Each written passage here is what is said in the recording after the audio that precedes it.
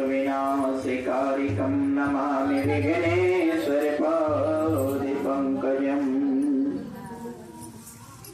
गुरुर्ब्रह्मा गुरुर्विष्णु गुरुर्देवो महेश्वरः, गुरुर्साक्षात् परब्रह्म तस्मै श्री गुरवे नमः। सच्चिदानंद रूपाय विशोत्पत्त्यादिहेतवे तापत्रय विनाशाय श्रीकृष्णाय वयं नमः। कृष्णाय वासुदेवाय हरे परमात्मने गणतिक्लेशनाशाय गोविंदाय नमो नमः। बोल गोविंद भगवान की, बोल राधा रानी सरकार की, बांके बिहारी लाल की जय, गौ माता की जय। श्री कृष्ण गोविंद हरे मुरारी नाथ वासुदेवा। श्री कृष्ण गोविंद हरे मुरारी नाथ वासुदेवा। हे नाथ नारायण वासुदेवा, हे नाथ नारायण वासुदेवा। श्री कृष्ण गोविंद हरे मुरारी नाथ वासुदेवा। श्री कृष्ण गोविंद हरे मुरारी नाथ वासुदेवा। हे नाथ नारायण वासुदेवा, हे नाथ नारायण वासुदेवा। श्री कृष्ण गोविंद हरे मुरारी नाथ वासुदेवा। श्रीमन्नारायण नारायण नारायण भजमन नारायण नारायण लक्ष्मी नारायण नारायण नारायण लक्ष्मी नारायण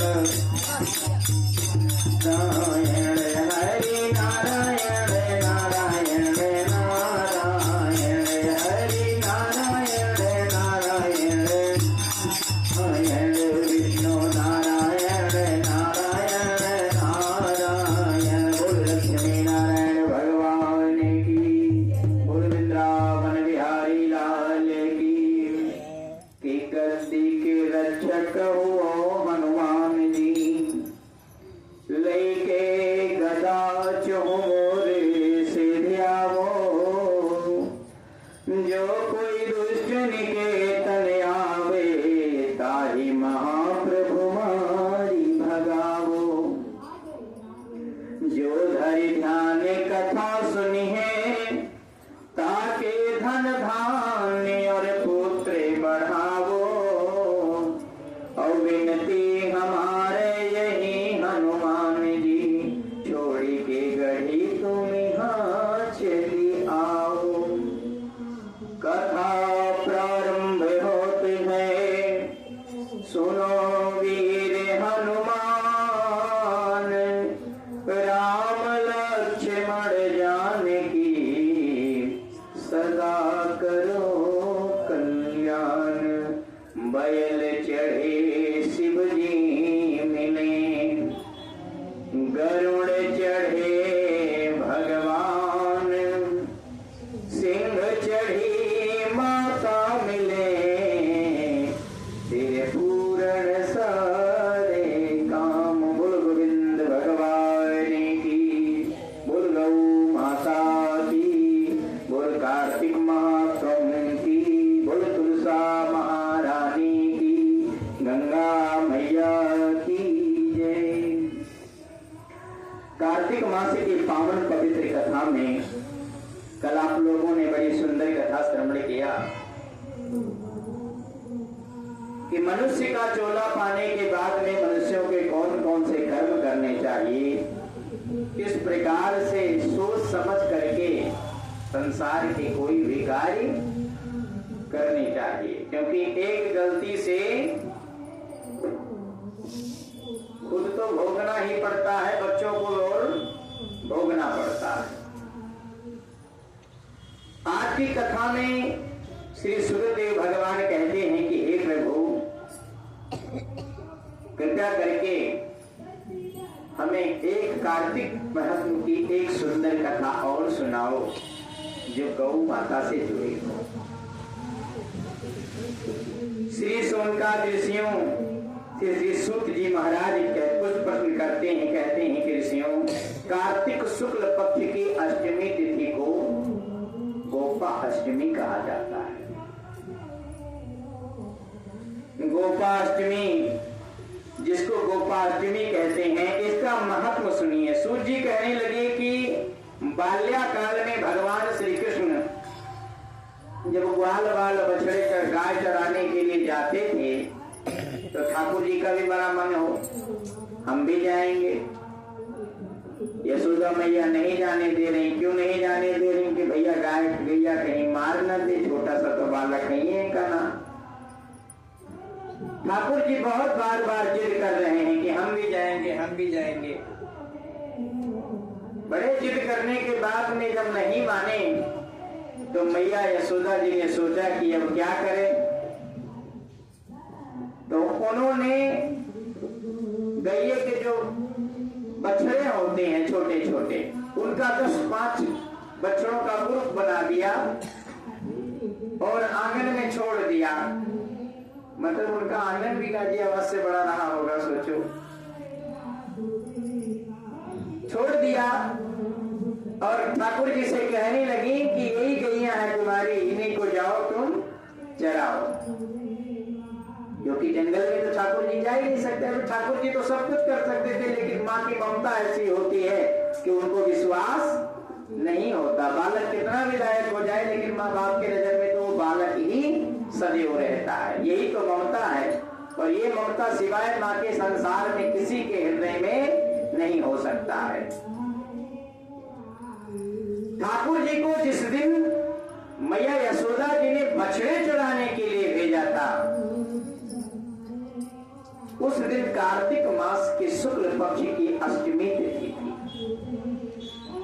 कार्तिक मास के शुक्ल पक्ष की अष्टमी तिथि को जब ठाकुर जी पहली बार बछड़ा चढ़ाने गए तो देवता लोग प्रसन्न होकर के पुष्प वर्षा करने लगे, क्योंकि ठाकुर जी ने पहली बार कोई काम करना शुरू किया था।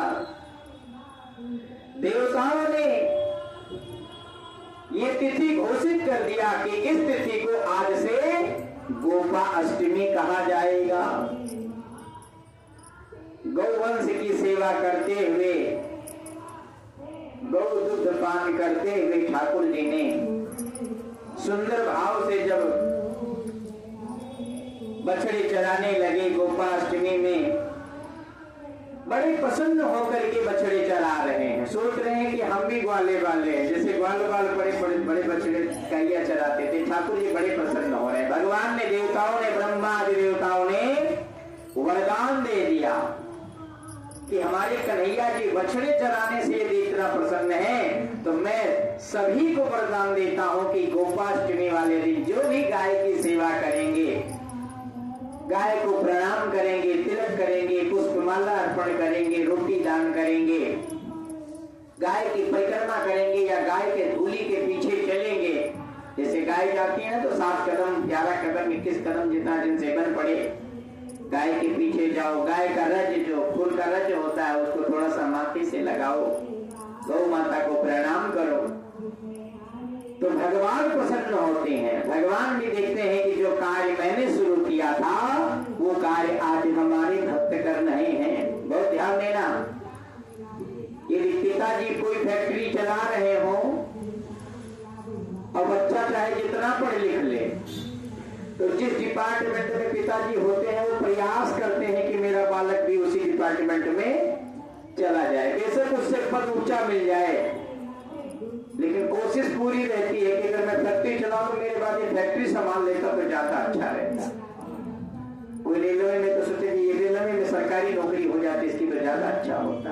कोई बिजनेसमैन है तो नौकरी के नहीं चक्कर में फंसेगा, वो तो देखो मेरा बच्चा मेरे बाद मेरा बिजनेस संभाल ले तो बहुत अच्छा। अगर बालक लायक होकर के बिजनेस संभाल लेता है तो सबसे ज्यादा प्रसन्नता किसे होती है? पिता को।